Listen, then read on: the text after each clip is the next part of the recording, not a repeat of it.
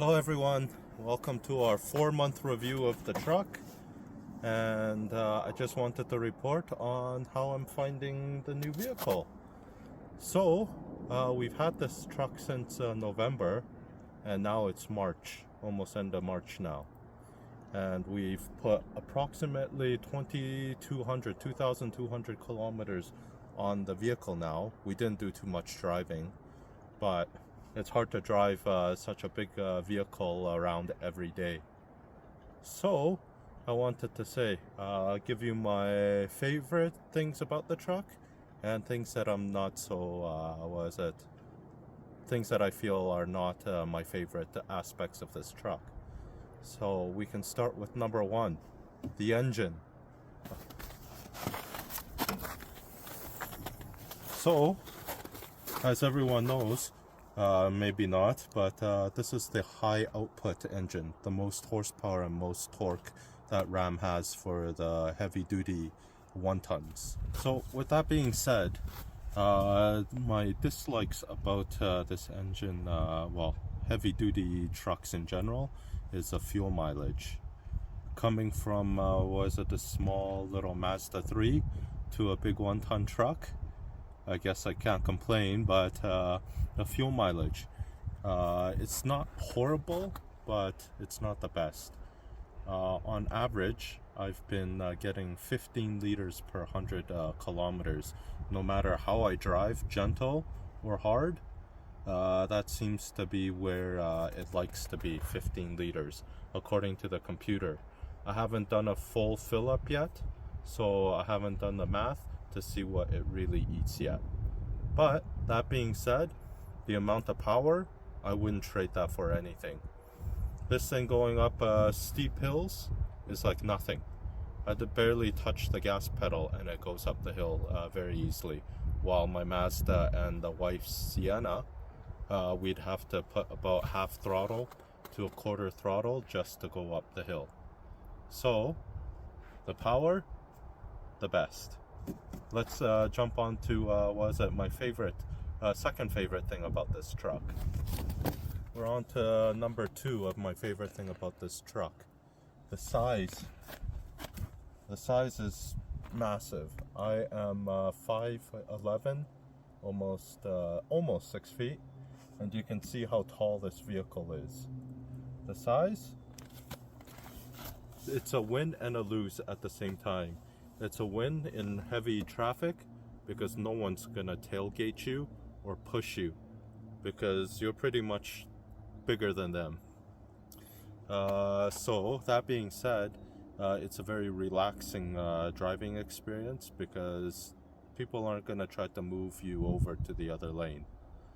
Now, the one big thing that is a con about the size of this vehicle, as you can see how long it is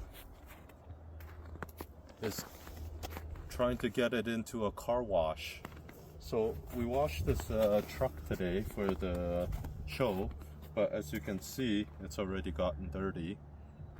But trying to maneuver this thing into the car wash, it was a very hard drive to get in. Lots of back and forths and lots of micro turns.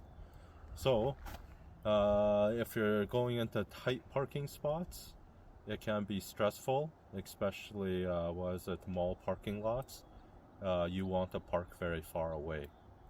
Alright, this brings us to the number 3 of my favorite thing about this vehicle, the utility. Looking at this, as everyone knows, a truck is as useful as its bed. This bed here we've already hauled a lot of things in it already, going to the junkyard and helping friends out, because you know how it goes. If you have a truck and your friends know about it, everyone needs something hauled. So that being said, it's already hauled quite a bit of stuff, and compared to the old Tacoma with the 5'5" bed, the 6'4" was just enough. But if I had an 8-foot bed, it would have been harder to park, but more usable. But for our purposes, for the camper, this is big enough. And as you can see, the factory bed liner, the black texture, it's held up quite well for the amount of abuse that it's already taken. It still looks brand new. Alright, so now I'm gonna go into some of my dislikes about this vehicle. The dislikes is the weight, how heavy this truck is. As you can see in this wet snow, it's not so much of a problem. But when it becomes frozen -30 and it becomes a sheet of ice, this thing's slippery. Because of how heavy this truck is, there's a lot of momentum carrying it and it's harder to stop this vehicle. It doesn't help that I only have the factory tires on here. The Firestones, they're not a bad tire, especially for everyday use and drive payment. They're actually quite good. But for ice, you need a dedicated winter tire. But winter being almost over now, I can't justify spending the amount of money, $2,000 for rims and tires for just another 2-3 months. So we'll see, maybe next year we'll upgrade. But for now, I'll keep on running what we have right now. Alright, so for the last dislike for the outside of the vehicle, one thing I wish I would have done is to spend the extra money on the upgraded headlights. These are the halogens, meaning the old style light bulb that you have in the old house. So during very wet and very dark nights, it's extremely hard to see the lines and see further down the road. So for the extra $2,000 at the time, I couldn't justify it, but now that I look at it, maybe it wouldn't have been such a bad option to put in. This brings us onto the inside of the truck. As you can see, the amount of leg room, I'm very happy with my choice of the Mega Cab. It's monstrous back here. The room is fantastic with the extra space of the Mega Cab. And when the girls grow up, they can lie down and help sleep on our long road trips, which I really hope they all sleep. But one bad thing about this vehicle that I should have done is upgrade the side view mirror package. The side view mirror there, as you can see, is just the mirror. The upgrade, I didn't know at the time, comes with a bunch of safety features, such as blind spot monitoring. With this much space, and you're trying to shoulder check, that's a big blind spot. It's hard to see out of. Especially for low sedans, you need every little bit of eyesight that you can see. So for example, some cars were right beside me.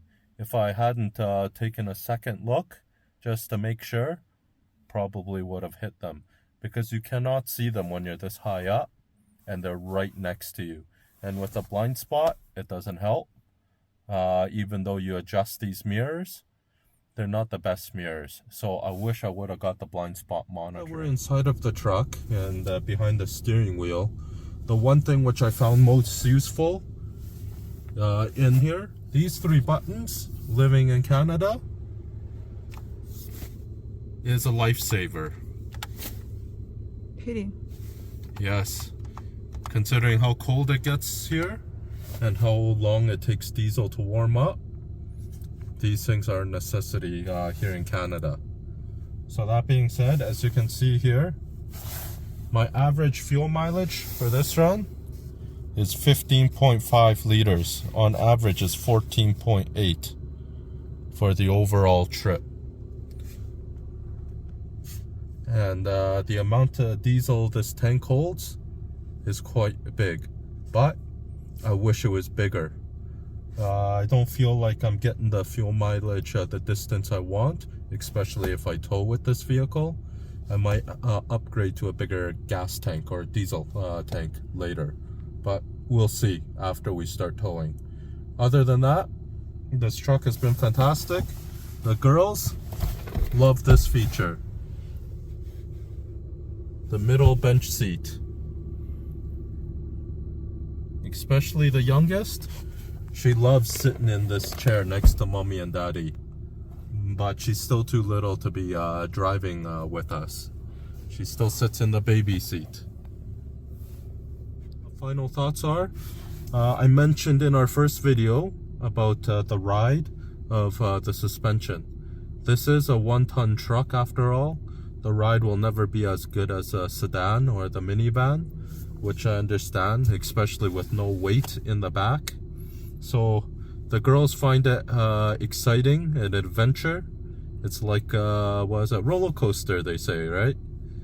When we go over rough roads, they bounce all over the place. But for the intended purpose, we bought the RV as you saw in our video, and we'll be picking that thing up here pretty soon. And next time you see us, we'll do a review on the towing of this vehicle. For daily driving, it's not bad, but the sedan and the van are more comfortable than the truck, but this isn't why we bought the truck. So we'll see you next time. Thank you for joining me. If there's anything more that you want to know about this truck, about how I feel driving or the way it handles, let me know and I can do a quick video short on that.